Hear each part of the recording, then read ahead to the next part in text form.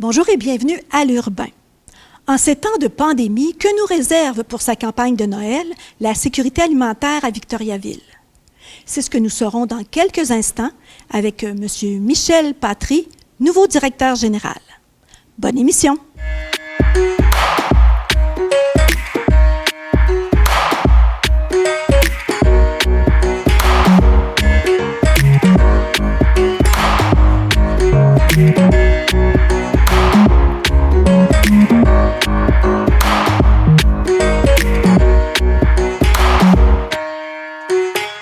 Monsieur Patry, en ce temps de COVID, les activités qui étaient prévues pour la campagne de Noël, est-ce qu'elles vont avoir lieu? Bien, cette année, la plupart de nos activités, en fait, toutes nos activités ont été annulées. La dernière, c'est celle de la grande guignolée de Noël qu'on a tenue. Là, on devait la faire jusqu'à la semaine dernière et vendredi, comme on a vu que c'était très difficile de pouvoir former les équipes, ça nous prend plus de 100 bénévoles pour tenir l'événement et on voyait que les gens étaient moins à l'appel cette année parce qu'ils travaillent en télétravail. Donc, ils ne sont pas regroupés ensemble dans les mêmes bureaux pour pouvoir former des équipes. Ils sont plus craintifs aussi parce que la pandémie est là, on en entend parler beaucoup. Et comme toutes les autres guignolées de Sherbrooke, de Montréal, Trois-Rivières, probablement Québec aussi ont été annulées, les principales, bien, on a dit on n'a pas le choix. Là, cette année, on va être obligé de laisser tomber cette activité-là. Alors, de nos 14 activités, il y en a 14 qui ont été annulées, mais on a décidé d'essayer de quand même rattraper le coup avec une activité sans contact qui est, je vous en parlais plus tôt en conférence de presse, là, qui est d'avoir fait imprimer 23 534 sacs avec le logo de la sécurité alimentaire. C'est des sacs qu'on va distribuer dans le Publisac du 24 novembre. Et qu'on aimerait bien voir que la population remplisse et vienne nous porter dans 4 points de chute qui sont indiqués sur le sac. Je vais vous le montrer. Il est assez beau quand même. Bien sûr. Un sac, le format de ceux qu'on retrouve dans les supermarchés. Et il y a ici les dates. C'est du 25 novembre au 23 décembre. Alors, vous avez un mois pour nous ramener le sac à la sécurité alimentaire, au complexe sportif Sanimark, au pavillon Agrisport ou au centre communautaire d'Arthabasca. Il y a des heures d'indiquer sur le sac, là, et on aimerait bien que la population ouvre son Publisac, ne le jette pas directement, parce qu'il y en a qui osent faire ça.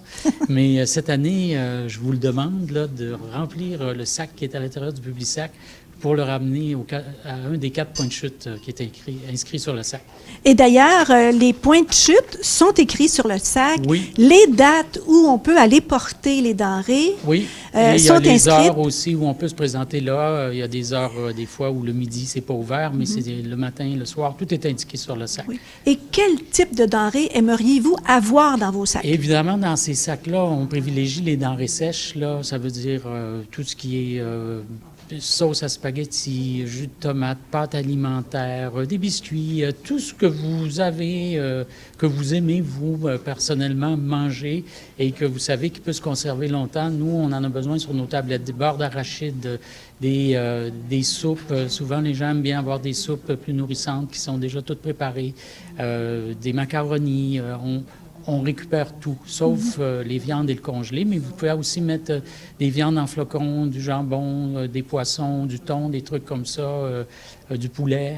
Ça aussi, c'est très apprécié. Les gens aiment bien avoir des choses qui se cuisinent facilement, mais sinon, vous pouvez mettre toutes sortes d'autres choses. On récupère tout et on a dans nos étagères des sections avec les différents types d'aliments.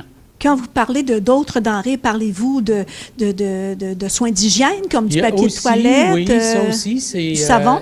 Oui, le savon, les dentifrices, du papier de toilette, évidemment. Ça aussi, on en récupère et on les distribue dans nos distributions régulières, oui, sans problème. Ça peut être ça aussi. Donc, première activité, c'est le sac de papier qu'on peut remplir et qu'on peut aller porter dans les 4 points de service. Oui. Mais vous avez une autre façon aussi de solliciter... L'autre façon cette année, qui est une façon qui existe là, à chaque année, c'est un public postage massif qu'on fait à ceux qui nous donnent déjà, mais à d'autres non qu'on rajoute à la liste à chaque année pour les rejoindre plus de gens possible pour nous donner au niveau des dons en argent, parce qu'on a besoin aussi de ça. Quand on manque de denrées, on a toujours un fonds d'urgence grâce à ça qui nous permet d'acheter nous-mêmes là, les aliments qui manquent pour avoir un panier équilibré. Et votre objectif cette année, quel est-il? L'objectif est le même que l'année passée. On est resté conservateur cette année parce que la situation est spéciale, mais c'est un objectif de 100 000 et 12 000 kilos en denrées. On espère l'atteindre, il faut l'atteindre. Alors, je demande vraiment aux gens de donner généreusement cette année. OK. Et vous avez des paniers de Noël à donner vous voudriez en donner à combien de familles? On prévoit un nombre, nous, à la Sécurité alimentaire, de 610 paniers. Il y a des années où on a dépassé ça, d'autres années où on était en deçà de ça, mais on sait que c'est une moyenne. Par rapport à l'année passée, c'est 585, je crois, en tout cas dans ces eaux-là. Cette année, on sait qu'on peut peut-être avoir plus d'inscriptions pour ça parce que la situation est différente. Alors, on en a prévu 610. On le fait de concert avec le Noël du Pauvre qui, eux, en ont prévu 120. Alors, en tout, là, on aurait à peu près 730 paniers à distribuer durant cette période-là. Et vous avez eu la participation financière de la Caisse des Jardins aussi. Oui, toujours. Ils sont fidèles à notre mission. À chaque année, ils donnent pour la préparation des paniers de Noël. C'est un 15 000 cette année qu'on partage avec le Noël du Pauvre. Mais ils nous donnent aussi en cours d'année pour nos distributions régulières ou d'autres opérations des bonnes sommes. Desjardins est toujours présent et on les remercie beaucoup, là. Mais c'est vraiment un partenaire privilégié pour nous. Oui, et on a appris en conférence de presse qu'il donnait aussi un 5 000 supplémentaire pour le Noël du Pauvre. Oui, cette année, oui, parce que le Noël du Pauvre, comme on expliquait plus tôt, c'est très difficile de s'approvisionner cette année, même auprès des grandes surfaces, des supermarchés, qui eux aussi peinent à avoir de leurs distributeurs, là, leurs fournisseurs, des aliments en grande quantité. Alors, eux, ils ont décidé de faire une formule où ils donnent un certificat cadeau plus une bûche de Noël. Alors, ça sera la formule du Noël du Pauvre. Nous, on va faire le panier standard, régulier, qu'on fait toujours, là. On est en train de s'approvisionner en aliments pour les paniers, puis on arrive quand même à trouver ce qu'il faut. Il y a des denrées un peu plus difficiles à trouver. Je parlais tout à l'heure du jus de tomate. Là, cette année, ça a l'air assez compliqué, ça. Pourtant, on pense que c'est quelque chose de facile à avoir, mais je pense que tout le monde boit du jus de tomate cette année. Bon. Et il y a eu plusieurs initiatives aussi, des épiceries ou des organismes. Oui, il y a des initiatives comme chez IGA chaque année qui vend un panier de Noël à 10 $, un sac de denrées. Les gens peuvent l'acheter et IGA va remplir ce sac-là et venir nous le porter. Ça fait que les gens ont juste à le donner à la caisse, dire « moi, je veux contribuer à la campagne IGA ». Et c'est eux qui viennent nous le porter ou on va le chercher, là. Mais c'est une belle contribution. L'année dernière, il y avait plus de 1 000 $ comme ça qui nous a été remis. Une première tranche là, de 1 000 $ en sac qui avait été acheté comme ça de la part des particuliers. Il y a aussi Métro Plus. Oui, Métro aussi, qui font des promotions. Je ne les connais pas toutes par cœur là, en ce moment, là, mais je sais que chacun essaie de nous aider là, à sa façon, ou par des fois des dons en argent ou par comme ça des opérations sac. Et en parlant de dons, quand on vient ici à la Sécurité alimentaire, c'est à la place communautaire Rita Saint-Pierre, où va-t-on? Où passe-t-on? Vous venez ici au 59 rue Montfett, mais c'est important d'aller à la porte 12.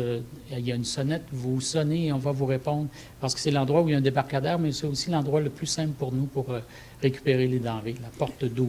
12. Ouais. Et votre numéro de téléphone, on peut appeler aussi. Oui, là, vous pouvez appeler au 819-752-5305, le 819-752-5305.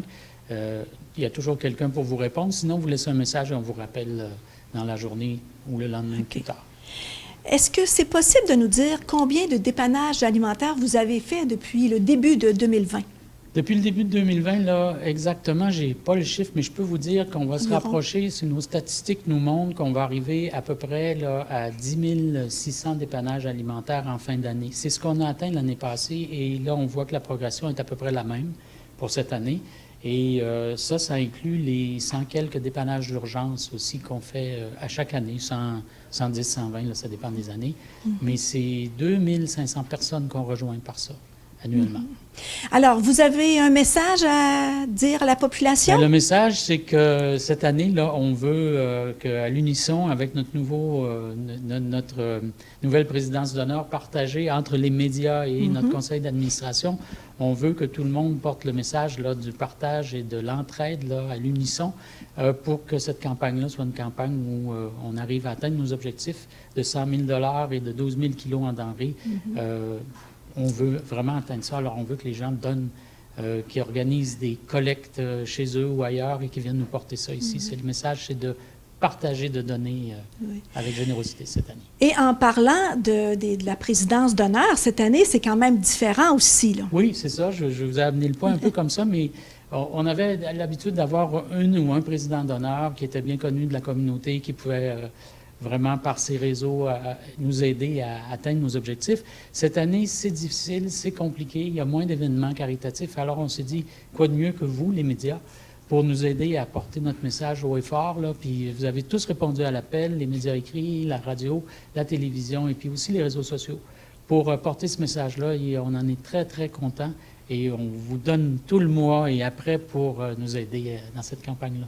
OK. Ouais. Et la distribution des paniers de Noël se fera de quelle date à quelle date? La distribution des paniers se fait du 14 décembre au 23 décembre, là, en 2 phases de 3 jours, la semaine du 14 et 3 jours la semaine du 24, là, du 23. Pour venir ici, donc, en 6 journées là, de distribution, on va remettre les 600 quelques paniers si on atteint notre objectif. Le Noël du pauvre de son côté a une autre date, mais la période d'inscription pour les paniers de Noël, c'est jusqu'au 27 novembre. Novembre? Oui. Alors, la télé, les journaux, la radio, les médias sociaux sur Internet, aussi, tout ça, tout le monde va se mettre avec vous pour publiciser ces dons. Oui. Et on vous souhaite un grand succès. On le souhaite aussi. Merci beaucoup à vous. Se nourrir est un besoin vital pour tous. Nous vous invitons à donner généreusement à la sécurité alimentaire pour aider les plus démunis de notre région. Merci. À la prochaine.